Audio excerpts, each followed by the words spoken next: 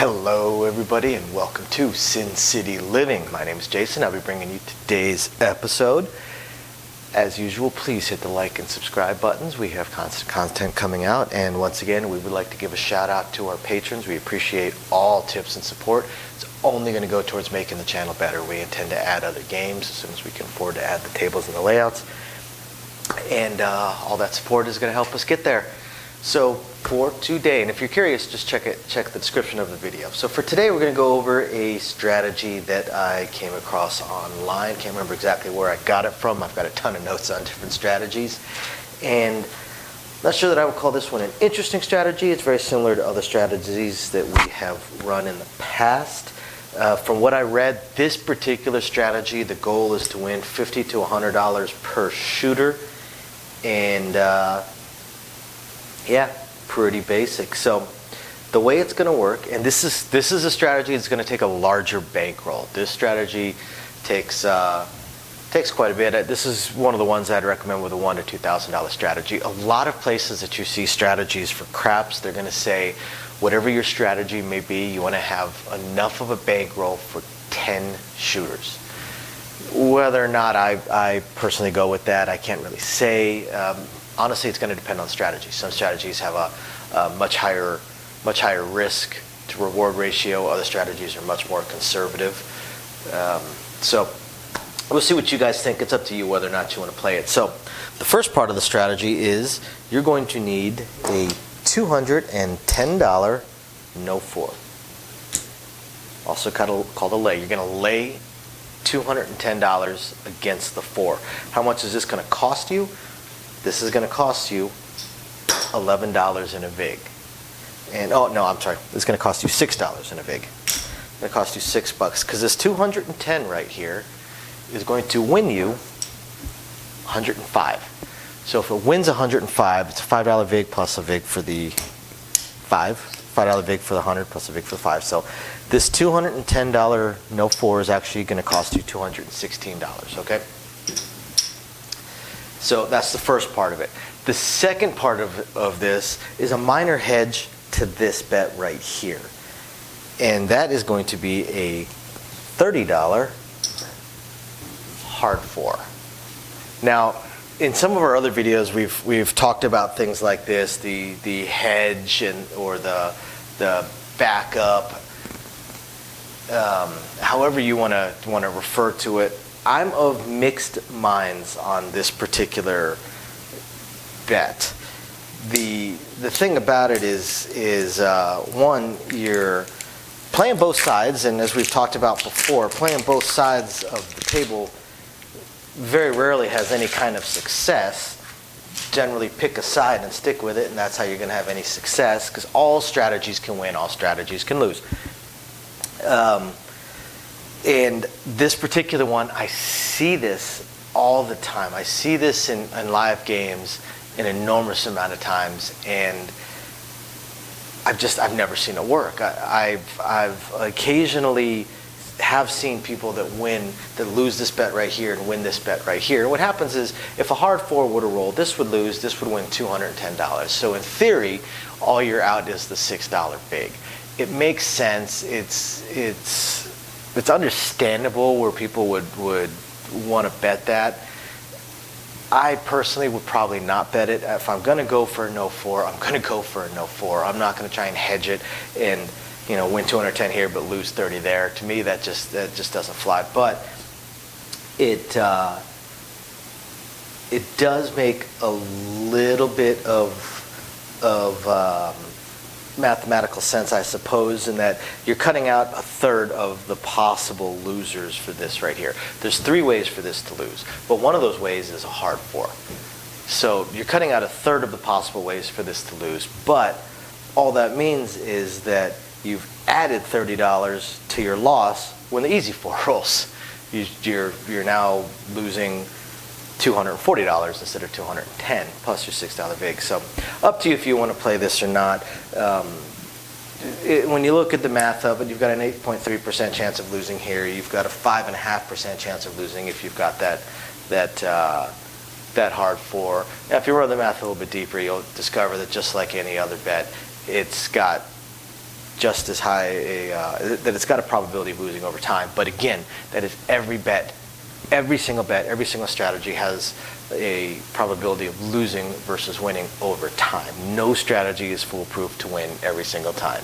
Whatever some people may believe, some people also believe the earth is flat. If there was any possible strategy that would win all the time, this game would not exist. This game would not exist, and it would not be in casinos, and there would not be people leaving broke. If there was a pure guaranteed win strategy, everybody would know about it. There's no way something like that would be held quiet, held secret, anything along those lines, just from the sheer fact that other players would see it. So every strategy can lose. However, every strategy can also win. The whole point of gambling is the excitement, the fun of winning. So if you want to play it this way with your hedge, by all means, that's on you. Go for it. And then the rest of the strategy is a very simple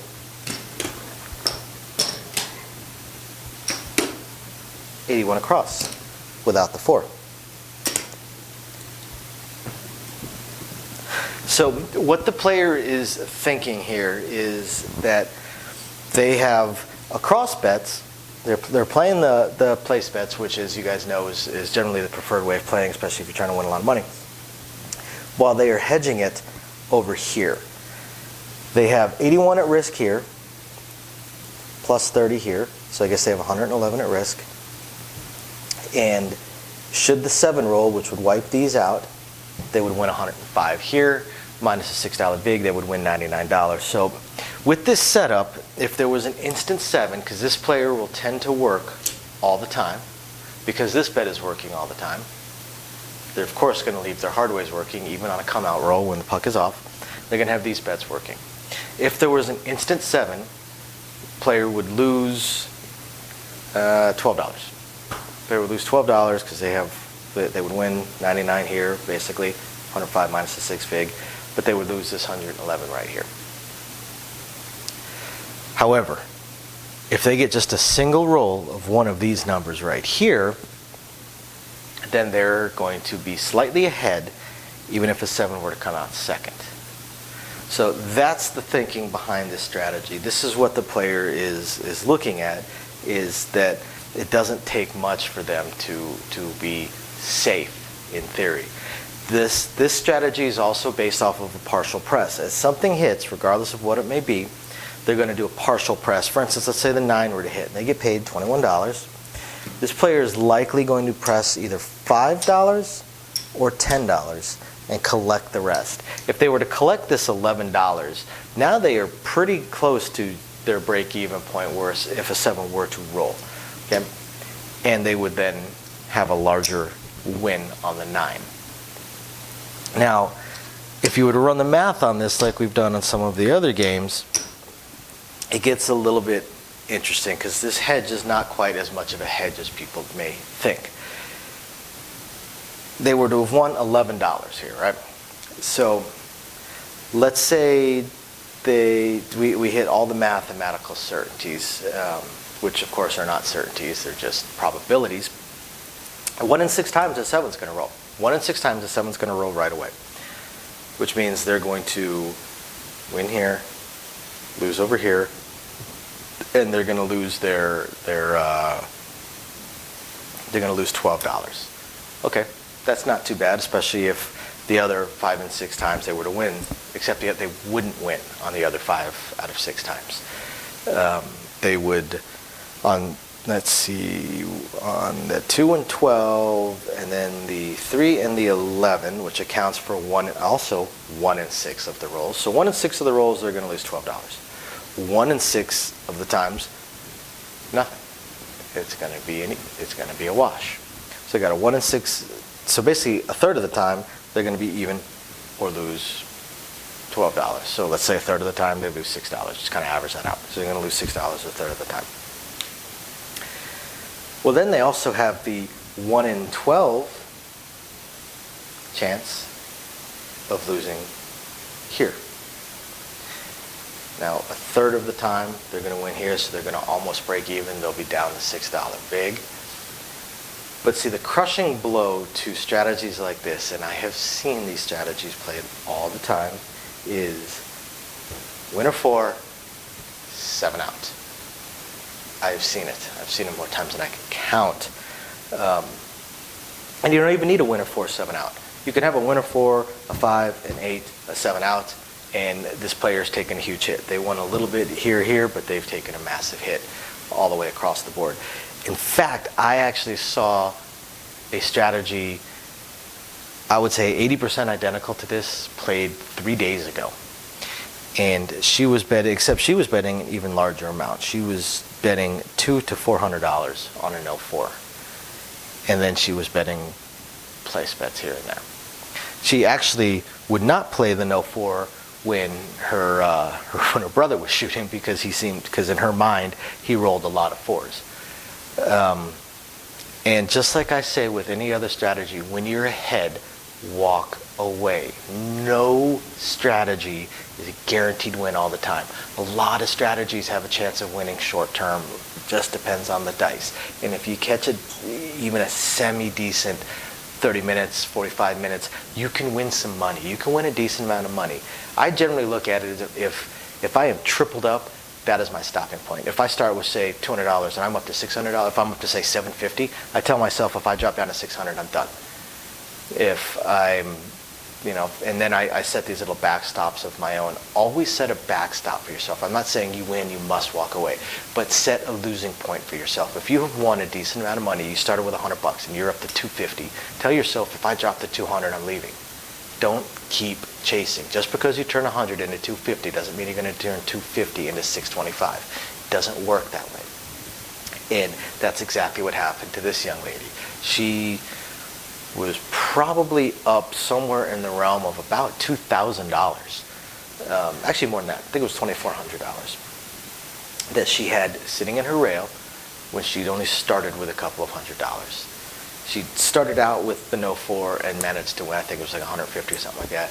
Got lucky enough to win that one and then increased it. She got lucky enough to win on the no 4 part maybe 5 times in a row.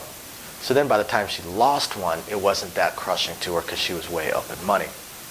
But she kept playing. She kept playing. She kept playing. For about an hour and a half, she was way up between $1,200 to $2,400 because it would fluctuate. And then winner 4, 7 out, winner 4, winner 4, winner 4, winner 4, and she just got annihilated. So any strategy, if you're up, set yourself a backstop. Set yourself a point where you're going to stop. But with this one, use these right here. This is what you're looking for. This is where you make your money. This is your hedge. This is not where you make your money. The problem with don'ts is you don't really have a press ability because it just wins. The wins comes down. You could of course bet it again if you wanted to, which functionally would be the same as press. But there's no, there's really not a hot don't roll. There's just cold dice. But you can hit hot rolls with the place bets. So with this method, what I read about the player that does this, they do small presses. They do 1 unit, 2 unit presses on their place bets, their cross bets. I say it's up to you. You do what you wish to do. If you're a power presser, you want to go for it, go for it. If you're a mid presser, which is kind of going for it too, go for it. If you're just going to do 1 unit, 2 units all the time, go for it. If you just want to same bet it, that's up to you. Go for it. You can still win money. All you have to do is catch a decent roll and you're going to win money. I've seen people same bet and win $1,000. So whatever you prefer to do, however you choose to do it, that's on you. You can have fun with this strategy right here. Again, you have to have a decent bankroll, but it's certainly doable. Thank you guys for watching. I hope you guys enjoyed it. Please hit the like and subscribe button. We'll catch you guys next time.